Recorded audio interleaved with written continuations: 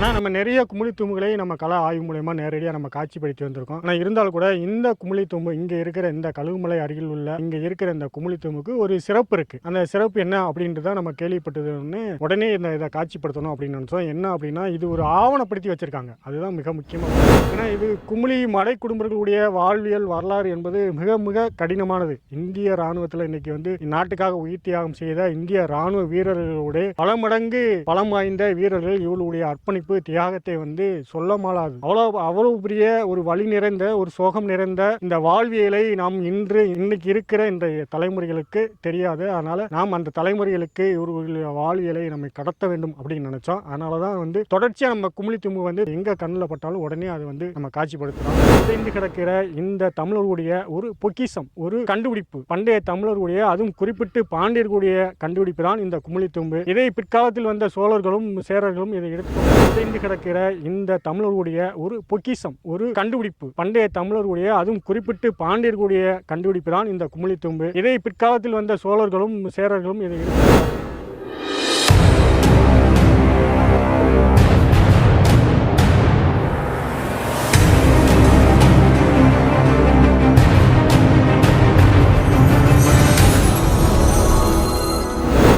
நாடு உறவுகள் அனைவருக்கும் வணக்கம். இப்போ நாம எங்க இருக்கோம் அப்படின்னா கழுகுமலை அருகில் உள்ள கரடிக்குளத்துல தான் இருக்கோம். இங்க ஒரு குமிழி தூம்பு இருக்கிறத வந்து நம்ம கேள்விப்பட்டு இங்க வந்திருக்கோம். நம்ம கூட வந்து சமர் ஊடகத்தினுடைய நிறுவனர் தலைவர் திரு தென்னகத்தின் மன்னன் திரு ராஜபாண்டியன் அவர்களும் பேராசிரியர் கனி அவர்களும் இந்த மடைக்கு உரியவரும் இந்த மடையை இன்றளவும் இவருடைய பரம்பரை மடை குடும்ப வகையாரை சேர்ந்த இன்றைக்கு நிகழ்காலத்தில் தற்போது ஒரு மடையை பார்த்து கொண்டிருக்கிறார். இவர் நீர்ப்பாய்ச்சி என்று சொல்கிறார்கள். மடை குடும்பம் தான், ஆனால் நீர்ப்பாய்ச்சி அப்படின்னு சொல்றாங்க. இதுல நிறைய பிரிவுகள் இருக்கு. அதை நம்ம போக உள்ள பார்ப்போம். முக்கியமாக நம்ம நிறைய வந்து மடை குடும்பங்களை மடை குமிழி தும்புகளை வந்து நம்ம நிறைய பதிவு எடுத்து நம்ம பாண்டி நாடு ஊடகத்தில் பார்த்துருக்கோம். பார்க்காதவங்க நம்ம லிங்க் கொடுக்குறோம். குமிழி தும்பு அப்படின்னு சொல்லி நம்ம வந்து பிளேலிஸ்ட்ல நீங்க உள்ள போய் பார்த்தீங்கன்னா நிறைய வந்து ஒவ்வொரு இடத்துலையும் நம்ம எங்கெங்க என்னென்ன பதிவு பண்ணியிருக்கோம் அப்படின்னு எல்லாமே வரும். நீங்கள் அதை போய் நேரடியாக நீங்கள் பார்த்துக்கலாம்.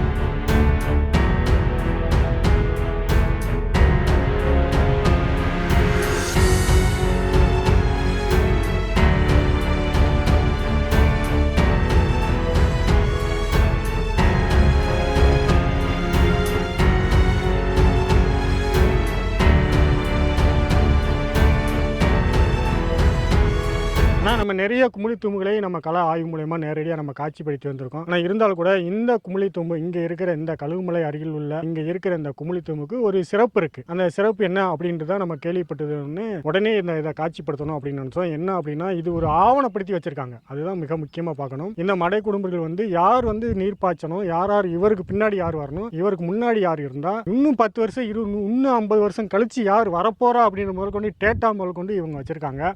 அந்த தரவுகள் வந்து இன்னைக்கு நம்ம நிறைய மடை குடும்பங்களை சந்திச்சு நம்ம கள ஆய்வு பண்ணியிருக்கோம். ஆனால் யார்ட்டுமே அப்படி ஒரு டேட்டா இல்லை. ஆனால் இவங்க ஆதாரப்பூர்வமாக வந்து டேட்டா வச்சிருக்காங்க. அதனால நேரடியாக இந்த களத்துக்கு நம்ம போய் சந்திக்கணும். இவங்களை பார்த்து இதை காட்சிப்படுத்தி நமது உறவுகளுக்கு இதை நம்ம வெளி உலகத்துக்கு நம்ம கொண்டு போய் சேர்க்கணும் அப்படின்னு நினைச்சோம். அதனால தான் வந்து இந்த குழுவோட இணைஞ்சு நம்ம பயணிக்கிறோம்.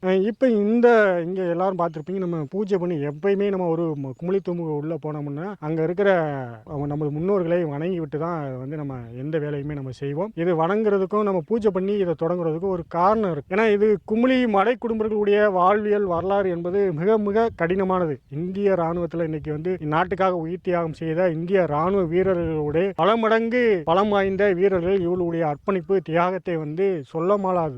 அவ்வளவு பெரிய ஒரு வழி நிறைந்த ஒரு சோகம் நிறைந்த இந்த வாழ்வியலை நாம் இன்னைக்கு இருக்கிற இந்த தலைமுறைகளுக்கு தெரியாது. அதனால நாம் அந்த தலைமுறைகளுக்கு இவர்களுடைய வாழ்வியலை நம்ம கடத்த வேண்டும் அப்படின்னு நினைச்சோம். அதனாலதான் வந்து தொடர்ச்சியா நம்ம குமிழி தும்பு வந்து எங்க கண்ணில் பட்டாலும் உடனே அதை வந்து நம்ம காட்சிப்படுத்துகிறோம். ஏன்னா அந்த குமிழி தூம்புகளுக்கு பின்னாடி மிகப்பெரிய அறிவியல் ஒளிந்திருக்கு. நம்ம எல்லா மடை தூம்புகளையும் பற்றி நம்ம சொல்லும்போது நம்ம தொடர்ச்சியாக சொல்லிக்கிட்டே இருக்கோம். பார்த்தவங்களுக்கு என்ன சொன்னது சொல்கிறாங்கன்னு நினைக்கும், புதுசாக கேட்டவங்களுக்கு இது புதுசாக இருக்கும். ஆனால் எங்களுடைய கடமை இதை வரலாற்றில் பதிவு பண்ணுற வேண்டிய கடமை. அதனால் திரும்ப திரும்ப அதை நாங்கள் சொல்லிக்கிட்டே தான் இருப்போம். இதுதான் உண்மையும் கூட. ஆனால் இன்றைக்கு இருக்கிற இந்த இளம் தலைமுறைகள் இந்த வரலாற்றை நீங்கள் தெரிந்து கொள்ள வேண்டும் என்பதற்காகத்தான் இந்த வரலாறுகளை நாங்கள் தொடர்ச்சியாக காணொலியிலே எடுத்து நாங்கள் பதிவிடுகிறோம். இந்த மடை குடும்பங்களுடைய வாழ்வு என்பதை நான் தான் சொன்னேன். இந்திய ராணுவத்துடைய வீரர்களுடைய எப்படி எல்லை முனையில் இருந்து போராடுகிற இந்திய ராணுவ வீரர்கள் அவர்களுடைய வாழ்வு எப்படி கடினமான ஒரு அர்ப்பணிப்பு தியாகம் இருக்குமோ அதை விட ஒரு கடினமான வேலை என்பது இந்த மடை குடும்பங்களுடைய வேலை என்பது. இன்னைக்கு பார்த்துக்கோம், இந்த நடு குளத்துக்குள்ள இருக்கு. இந்த குமிழி என்பது நடு குளத்துக்குள்ள தான் இருக்கும், கரையில இருக்காது. கரையில இருக்கிறது வந்து இப்ப இருக்கிற இந்த நவீன காலத்துக்கு மாத்திக்கிட்டாங்க. ஆனா ஆரம்ப காலத்துல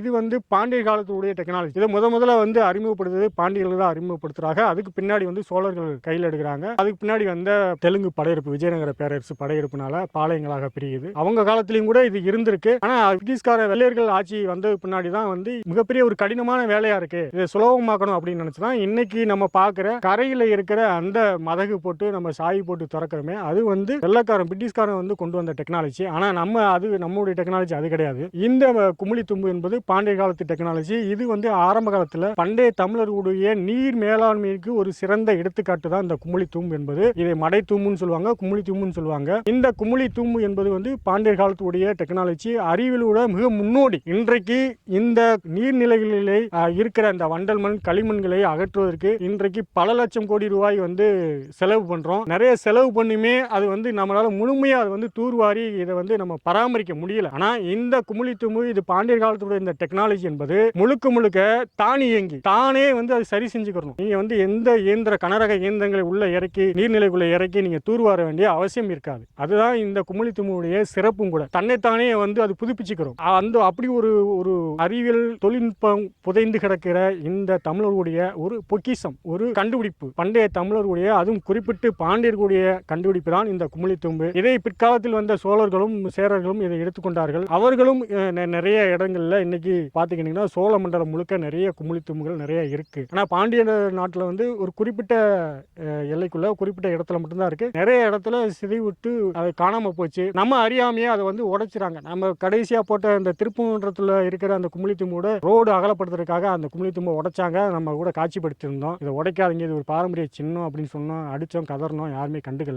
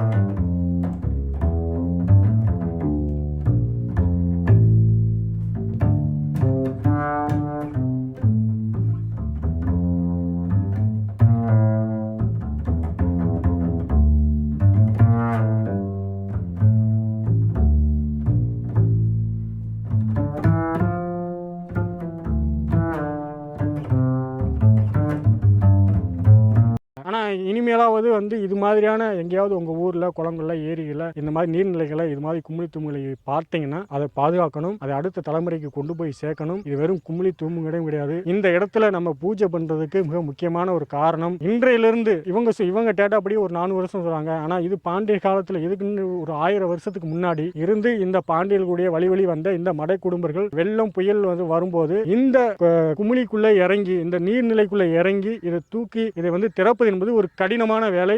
அப்படி திறக்கும் போது எண்ணற்ற வீரர்கள் உயிர் தியாகம் செஞ்சிருக்காங்க. இப்ப நம்ம இந்த நின்றுகிட்டு இருக்கமே இந்த இடத்துல நமக்கு கண்ணுக்கு தெரியாம எத்தனையோ ஆன்மாக்கள் நம்ம சுத்தி இருக்கும். இப்ப அவங்களுடைய அந்த ஆன்மாக்களுக்கு சாந்தி அடையணும், அந்த ஆன்மாக்களை நம்ம அந்த வீரர்களை போற்றும் வகையில தான் இந்த பூஜை செஞ்சோம். இந்த பூஜை வந்து அவங்களுக்காக தான் இந்த பூஜையை நம்ம செய்யறோம். அந்த ஆன்மாக்கள் சாந்தி அடையணும். அந்த வீரர்கள் தன்னுடைய குடும்பத்தை விட்டு இந்த நாட்டுக்காக, இந்த தேசத்துக்காக, இந்த மண்ணிற்காக தன் உயிரை கொடையாக கொடுத்த இந்த மடை குடும்பர்களுடைய தியாகத்தை ஒவ்வொரு தமிழனும் போற்றி வணங்கணும், பாதுகாக்கணும், அடுத்த தலைமுறைக்கு கடத்தணும். அதுக்காக தான் இவ்வளவு தூரம் நம்ம இந்த மெனக்கடுறோம். தொடர்ந்து இதை வந்து காட்சிப்படுத்துறதுக்கு காரணம் அதுதான். ஒவ்வொரு மடை குடும்பர்களுடைய பற்றி அந்த வாழ்வியலை பற்றி நீங்க முழுமையா படிச்சீங்க, தெரிஞ்சுக்கிட்டீங்க அப்படின்னா, யாராவது அந்த குமிழியை நீங்க எப்பயாவது நீங்க அதை பாக்குறீங்க அப்படின்னா அதை கடந்து போகும்போது உங்களை அறியாமையே அதை வந்து வணங்கணும், அவங்களுக்கு மரியாதை கொடுக்கணும்னு தோணும். ஏன்னா அவ்வளவு கடினமான ஒரு இக்கட்டான ஒரு சோகம் நிறைந்த ஒரு வாழ்க்கை வாழ்வியல் முறை கூட. ஏன்னா இது முழுக்க நம்ம ஏற்கனவே சொன்ன மாதிரி இது முழுக்க இன்றைக்கு தேவேந்திர குல வேளாளர்கள் என்று சொல்லப்படுகிற அதுல உட்பிரிவா இருக்கிற இந்த மடை குடும்பங்கள். இந்த மடை குடும்பங்கள் நிறைய பிரிவு இருக்கு. நீர்காணியர்,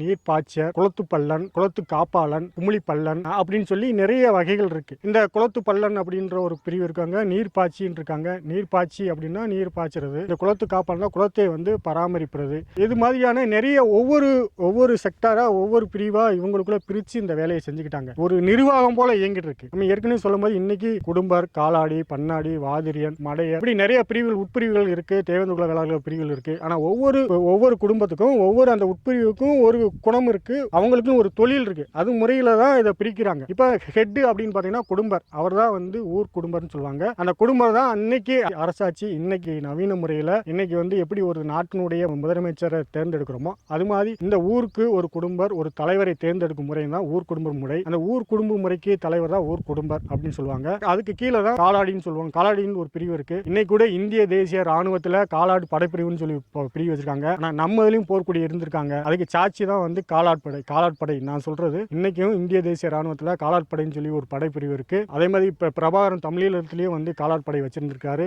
இன்னைக்கும் வந்து அந்த காலாடின்ற அந்த அவங்களுடைய முழு தொழிலே வந்து போர்க்குடி தான். முழுக்க அவங்க போர் மட்டும் தான் செய்வாங்க. அந்த காலாடின்ற பிரிவு இருக்குது. அந்த பிரிவில் வந்தவங்க தான் சின்ன காலாடி, பெரிய காலாடி நம்ம சொல்றோமே, புலித்தேவன் கூட இருந்ததை சொல்றோமே, அது ஒரு ஆய்வுக்குட்பட வேண்டியது. ஆனாலும் இந்த காலாடி அப்படின்னு சொல்றது வந்து முழுக்க போர்க்குடிகள். அதுல இருந்து மாறுபட்டவங்க தான் இவங்க வந்து மடையர்கள், மடை குடும்பங்கள், நீர்ப்பாய்ச்சிகள் அப்படின்றவங்க. இதுல வந்து நீர்ப்பாய்ச்சிகள், இந்த மடை குடும்பங்கள் வந்து முழுக்க இந்த குளத்துகளை பாதுகாப்பது, இங்க உள்ள நீர்நிலைகளை பாதுகாப்பது, நீரை திறந்து விடுவது, வெள்ளம் வரும்போது, ஆபத்து வரும்போது அந்த குளத்தை, அந்த கரையை மேம்படுத்துவது, எப்ப எந்த காலத்துக்கு பருவ காலத்துக்கு தகுந்த மாதிரி நீர்களை பிரித்து சமமாக கொடுப்பது, அப்படி பல்வேறு வேலைகளை செய்யக்கூடியவர்கள் தான் இந்த மடை குடும்பங்கள். நான் சொல்ல மாதிரி ஊர் குடும்பங்கள் வந்து ஊர் நிர்வாகம், கட்டமைப்பு இப்படி அப்படி சொல்லும்போது வாதிரியார் அப்படின்னு சொல்றாங்க, கரையாளர்னு சொல்றாங்க. இன்னைக்கு கரையாளர் நம்ம இருந்து பிசிக்கு மாறி போயிட்டாங்க. அவங்க கரையில நின்று கரையை மேம்படுத்துவர்கள், பாதுகாப்பவர்கள். இன்னைக்கு சொல்லப்படுகிற கரையாளர்கள் இன்னைக்கு கடற்பகுதியிலும் இருக்காங்க. கடற்பகுதியில் இருக்காங்களா இன்னைக்கு நேவி அப்படின்னு சொல்லி இன்னைக்கு நம்ம எப்படி வந்து நாட்டை பாதுகாக்கிறதுக்கா இந்த காலாடின்னு ஒரு பிரிவு எப்படி வந்து இன்னைக்கு ஒரு அரசு மன்னர் பரம்பரையில அந்த பிரிவு எப்படி இயங்கிக்கிட்டு இருக்கோ அதே மாதிரி இந்த கரையாளர்ன்ற ஒரு பிரிவு கடற்கரையிலும் ஒரு பிரிவு இருக்கு. நல்லா யோசிச்சு பாருங்க. ஒரே சமூகம் தான். நீர்லயும் அடிக்கிறான், நிலத்திலையும் நிக்கிறான். நிலத்தை காக்கிறதுக்கும் ஒரு படைப்பிரிவா நிக்குது, நீர்லயும் வந்து காக்கிறதுக்காக நேவியா அவன் வந்து கடல்ல பாதுகாப்பா ஒரு படை நிக்குது, நிலத்துல ஒரு படை நிக்குது. அதுபோக நீர்நிலைகளை பாதுகாக்கிறது ஒரு படையை வந்து நியமிச்சு அவங்களுக்கு ஒரு வேலையை பிரிச்சு கொடுக்குறாங்க. அதே மாதிரி இந்த ஒட்டுமொத்த ஊரை நிர்வாகம் பண்றதுக்கு ஒரு ஊர் குடும்பம் அப்படின்னு ஒரு கட்டமைப்பு இருக்கு. இப்படி இந்த வரலாறுகளை, இந்த மல்லர்குடி வரலாறுகளை, இந்த போர்க்குடி வரலாறுகளை, இந்த வேளாண்குடி சமூகத்தை, இந்த நீர் சமுதாயத்தை பற்றி நிறைய நீங்க எந்த பேர் வச்சாலும் அடாப்ட் ஆகும். அப்படி எல்லா பேருக்கும் பொருத்தமானவர்களால் இந்த தேவேந்திர குல வேளாளர்கள் சொல்லி இன்றைக்கு ஒரே பேரா இன்றைக்கு அழைக்கப்படுகிறார்கள். இவர்கள் ஒட்டுமொத்தமாக இந்த மானுட சமூகத்துக்கு எல்லா துறைகளிலும் கை தேர்ந்தவர்களாக இருந்தார்கள், இன்றைக்கும் இருந்து கொண்டிருக்கிறார்கள். இந்த இடைப்பட்ட காலத்தில் இந்த 200 ஆண்டு காலமாக இவர்களுடைய வரலாற்று முற்றாக அழிக்கப்பட்டது, திருடப்பட்டது, பிடுங்கப்பட்டது. ஆனாலும் கூட இன்றைக்கு இருக்கிற இந்த நவீன டிஜிட்டல் காலத்தில் எம்மை போன்ற இளைஞர்கள் முன்வந்து இந்த வரலாறுகளை தேடி மக்களிடத்திலே கொண்டு போய் சேர்க்க வேண்டும். அதுக்காகத்தான் இந்த முயற்சியும் கூட நம்ம எடுக்கிறோம். தொடர்ச்சியா நான் ஏற்கனவே சொன்ன மாதிரி இந்த குமிழி தூம்புகளை பற்றி, இந்த குமிழி தூம்பு எப்படி ஃபங்க்ஷன் ஆகுது அப்படின்றத அப்படின்றத நம்ம பார்த்துருவோம்.